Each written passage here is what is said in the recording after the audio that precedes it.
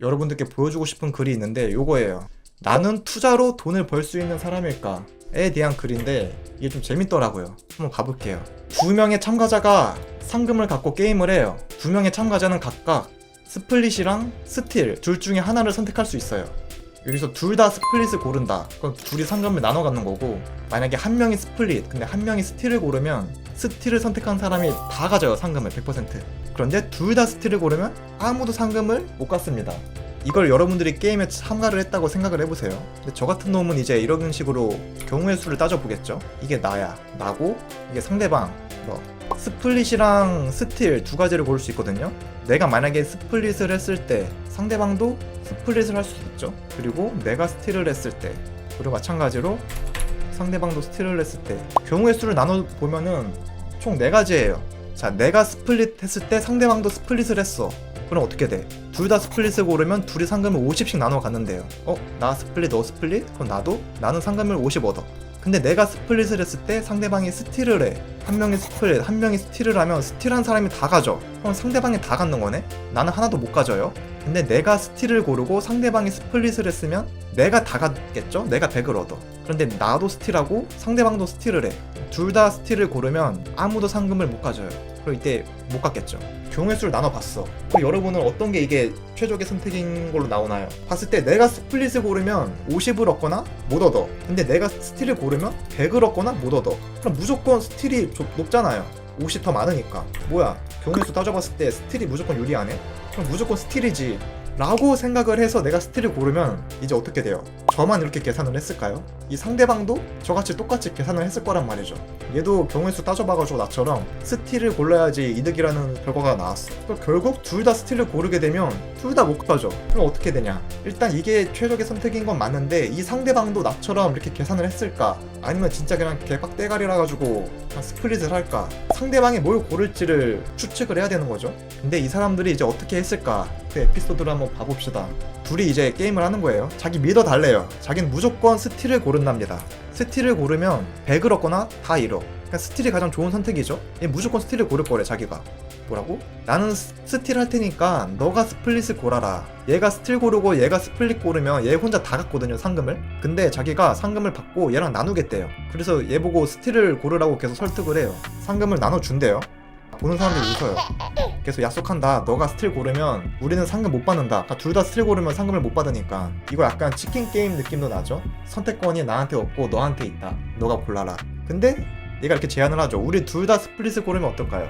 둘 다 스플릿을 고르면 둘 다 상금을 나눠 갖죠? 좋아요. 근데 문제가 뭐냐? 둘 다 스플릿 고르자고 해놓고 한 명이 마지막에 스틸로 배신을 하면 배신한 사람이 상금을 다 가질 수가 있어요. 그래서 서로 못 믿는 거죠. 둘 다 스플릿을 고르면 나눠 가질 수가 있는데 한 놈이 배신을 할 수 있어가지고. 근데 얘는 스플릿 안 한대. 계속 스틸 할 거래. 아무튼 난 스틸 할 거고 너 스플릿 해라. 내가 상금 다 받으면 너한테 나눠주겠다. 계속 설득을 해요. 이 사람도 이제 믿을지 말지 계속 갈등을 하죠. 좋은 사람이래요. 돈 나눌 거래요. 이때 사회자가 말합니다. 참고로 말씀드리면 닉이 스틸하면 돈을 나눠준다는 보장은 절대 없습니다. 맞죠? 상금 혼자 먹고 튈 수도 있어요. 나눠준다는 보장이 없어요. 그래서 얘가 계속 갈등을 하는 겁니다. 이제 서로 이제 갈등하는 내용이고, 몰라, 아무튼 나는 100% 스틸한다. 네가 정해라. 관중들 다 웃어요. 너도 스틸하면 우리는 상금 없어. 나 분명히 말했다. 상금 나눠줄게. 사회자가 또 강조를 해요. 두 분이 같이 스플릿을 골라야만 상금을 절반씩 보장받는 유일한 방법입니다. 다시 한번 쐐기를 박아줍니다. 서로 이제 또 계속 얘기 나누다가 이제 골라요. 이제 얘는 계속 상금 나누겠다고 계속 설득을 시키고 골랐습니다.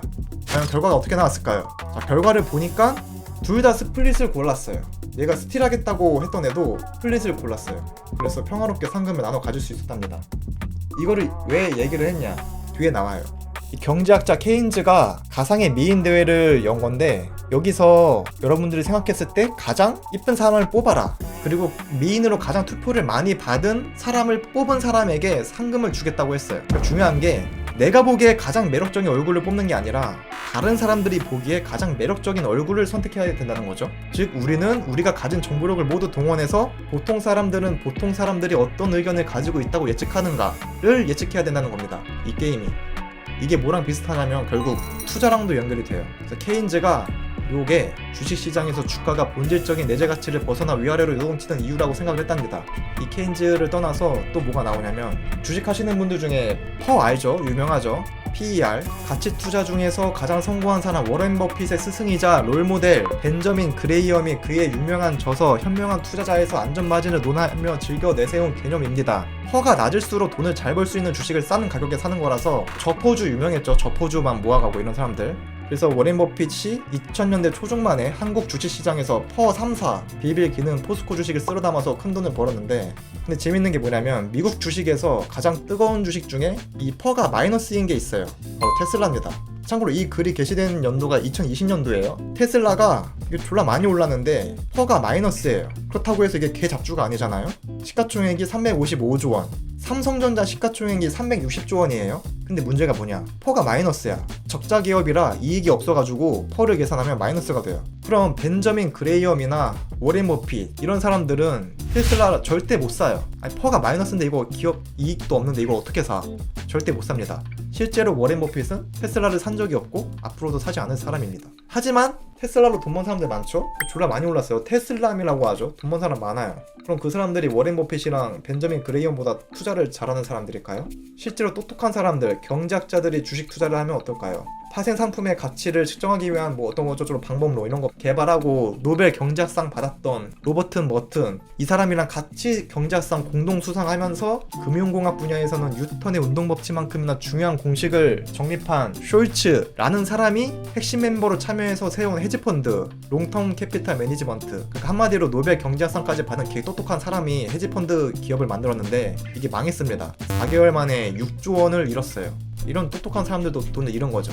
그러면은 과연 누가 투자로 돈을 벌 수 있는 사람일까요? 이게 좀 재밌습니다. 그래서 이 게시글을 작성한 사람이 어떤 글을 올렸어요. 게임을 진행한 겁니다. 이 글을 읽는 대상 사람들로. 게임은 이래요. 0부터 100까지 숫자 중에서 아무거나 댓글로 남기래요. 그럼 사람들이 댓글로 막 숫자들을 막 남기겠죠? 그럼 거기에 참여한 모든 사람이 제출한 값들의 평균에서 3분의 1을 곱한 값에 가장 가까운 값을 적어낸 분에게 선물을 주겠다고 했어요. 여러분들은 문제가 나오면 선물을 받기 위해서 어떤 숫자를 입력할 거예요? 0부터 100까지 숫자 중에서 아무거나 입력하래. 그럼 거기서 올라온 숫자들을 평균을 내고 그 평균에서 3분의 1을 곱한 다음에 그 값에 가장 가까운 숫자를 적은 사람을 뽑아서 선물을 주겠대. 그럼 사람들이 막 숫자를 여러 개 입력을 하겠죠? 여러분 한번 생각해보세요. 나라면 어떤 숫자를 입력할지. 크림이 0 하나 나왔네요. 22 나왔네요. 33 나오고. 자, 일단 모든 사람이 제출한 값들의 평균은 얼마일까요? 평균은 50이라고 가정하는 게 타당할 거라고 나오죠. 이게 그냥 무작위로 추출했을 때 0부터 100까지 숫자를 사람들이 그냥 골고루 입력했다고 가정을 했을 때 평균을 계산하면은 그냥 50인 거죠. 50. 0에서 100까지 숫자의 평균 50. 그래서 이거를 진짜 50이 평균이니까 50이라고 쓰는 사람, 이 사람이 0차원 추론자랍니다. 0차원 추론자는 50이라고 써요. 왜냐? 아니 0부터 100까지 무작위로 숫자 쓴 다음에 평균 내면 50이니까 50이라고 쓰죠. 그럼 여기다가 3분의 1을 곱해야겠죠. 숫자를 쓰려면. 여기서 3분의 1을 곱한 값이 33.333. 이게 이제 0차원 추론자라는 거죠. 근데 한 단계 더 높은 차원, 1차원 추론자는 뭐라고 생각을 하냐? 이렇게 쓰는 사람들이 많겠지라고 생각을 한다는 거죠. 33.33333이라고 쓴 사람이 많겠지? 그럼 나는 이 사람들을 이기기 위해서 여기다가 3분의 1을 곱해. 22. 지금 유상민 님이 이제 1차원 사람이 된 거죠. 22라고 쓰셨으니까. 상우님께서 33 쓰신 거 0차원으로 도달하셨습니다. 2차원 추론자들은 세상의 모든 사람들을 1차원 추론자라고 가정한 거죠. 유상민 님께서는 이제 모든 세상 사람들이 다 0차원의 사람들이라고 생각을 한 거고, 그렇다면은 2차원 추론자들은 뭐라고 생각을 하냐? 이렇게 22라고 쓰는 사람들이 많겠지? 라고 한 번 더 꼬아가지고 여기다가 이제 3분의 1을 곱해서 15라고 쓰는 거죠. 이렇게 계속 올라가. 3차원, 4차원 계속 3분의 2씩 계속 곱하다 보면은 결국에는 0이 된다는 거죠. n차원에서 0이 됩니다. 크림님이 0이라고 말씀하신 거, 크림님이 아주 고차원적인 사람인 거죠. 0에 도달해요. 그래서 세상 사람들이 다 크림님처럼 다 고차원적인 사람이라면 0이라고 써야 맞아요. 0이라고 모든 사람들이 쓸 테고, 실제로 평균을 내가지고 3분의 1을 곱하면 0이 되니까 이 게임에 참여한 모든 사람들이 상금을 받아갈 수가 있어요. 모든 사람들이 똑똑하다면, 현명하다면. 근데 문제가 뭐냐, 이 0을 쓴 n차원 추론자들은 대중의 평균을 지나치게 과대평가했다는 거죠. 당연히 이거지. 다른 사람들도 나처럼 똑같이 생각을 했을 거라고 과대평가를 한 거야. 0차원 사람도 있고 1차원 사람도 있고 2차원 사람도 있는데 이 사람들이 있을 거라고 생각을 못 한 거죠. 혼자만 똑똑한 거야. 근데 개빡대가리들도 있어요. 0과 100 사이에 여러 개 수를 뽑았을 때 평균은 100을 넘을 수가 없잖아요. 그래서 100에다가 3분의 1을 곱한 게 67인데 67보다 큰 숫자를 쓴 사람들은 그냥 개빡대가리. 그냥 이 게임이 뭔지 모르고 그냥 지가 좋아하는 숫자 쓴 거야. 0부터 100까지 숫자 쓰래. 상금 준대.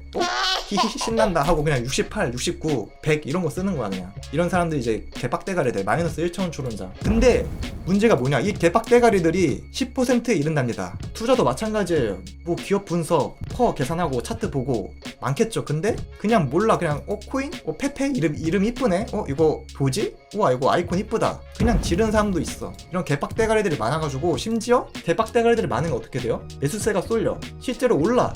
돈을 벌어요. 괜히 어정쩡하게 코인 좀 안 나는 뭐 몇 차원, 이 고차원적인 사람들은 야 도지코인, 페페, 그거 밈코인이잖아. 뭐 가치 없어. 나중에 다 어차피 가격 0원데 내려갈 거야.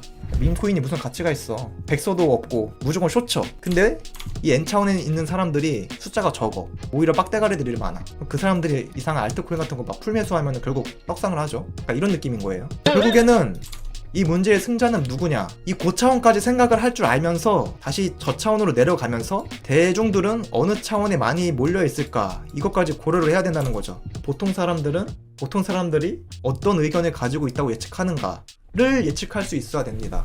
세상에 빡대가리들은 얼마나 될까? 0차원 추론자들은 얼마나 될까?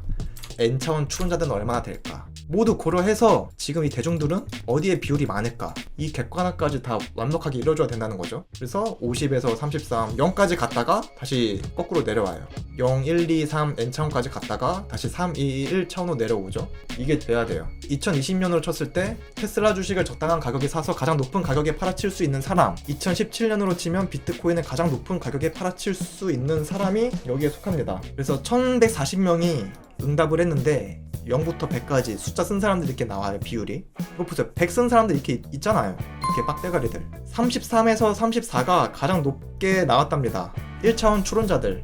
이게 가장 높았고 그 다음에 높은 게 2차원 추론자 22.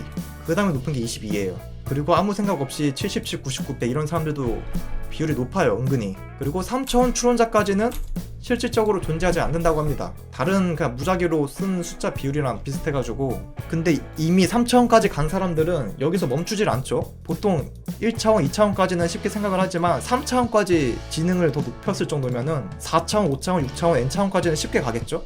여러 차원의 사람들이 혼재되어 있다는 점을 인식하고 그 비율을 계산하려 노력했을 거라고 합니다. 다른 어떤 수들 못지않게 높은 도수는 0입니다.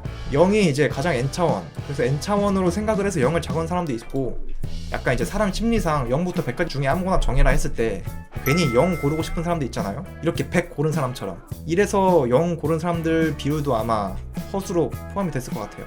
그래서 결국에는 N차원까지 도달을 하면 이제 0을 고르는 거고, 아까 크림님처럼 가장 고지능자, 큰 틀에서 보면은 10에서 40 사이의 숫자를 선택한 사람들은 너무 부족하지도 너무 과하지도 않은 합리적인 추론한 셈이고, 이 범위의 사람들을 합리적인 추론자라고 합니다. 그래서 결론이 뭐냐, 전체 평균이 35.8이 나와서 여기다가 3분의 1을 곱하니까 24가 나왔답니다. 24에 가장 가까이 숫자를 적어낸 사람이 당첨이 된 거죠. 이 숫자 쓴 사람들의 전공도 조사를 해봤는데 자연계열이 가장 24에 가깝게 숫자를 적었고, 문과 쪽으로 갈수록 숫자가 범위가 더 넓어졌답니다. 이거는 외국에서 조사했던 특정 집단 비율인데 24에 가장 가까운 게 자산관리자, 전문 투자자, 뭐 이런 사람들이네요. 게임 이론가 이런 사람들은 이제 그냥 자기 혼자 너무 똑똑한 거죠. N차원까지 가가지고 평균이 낮아 떨어진 거고, 이제 일반 시민들이 37. 그 재밌는 게 가장 돈을 많이 버는 집단이라 볼 수 있는 CEO가 일반 시민의 가장 근접한 평균을 갖고 있다는 점도 주목할 만하죠.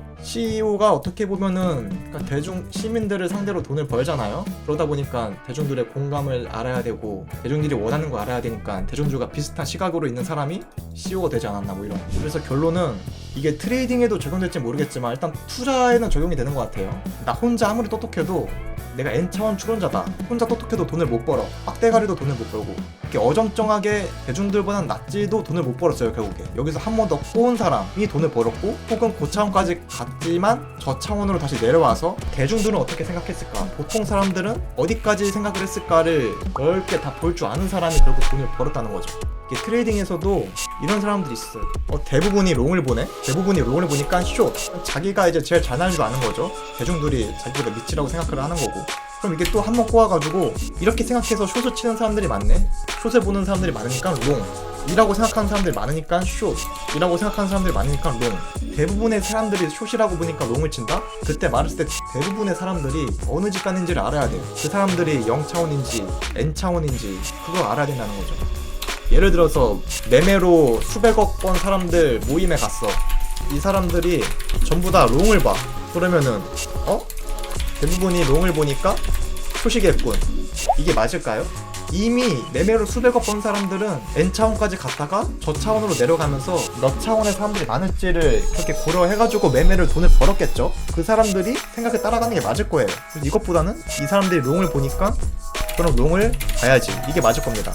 그런데 진짜 그냥 매매로 돈 다 잃는 사람들, 그러니까 여러분들이 인간지표라고 하는 사람들, 뭐 커뮤니티 게시글 있는 그런 거, 거기서 사람들이 다 전부 다 롱을 봐. 그럴 때는 롱을 보니까 숏이네?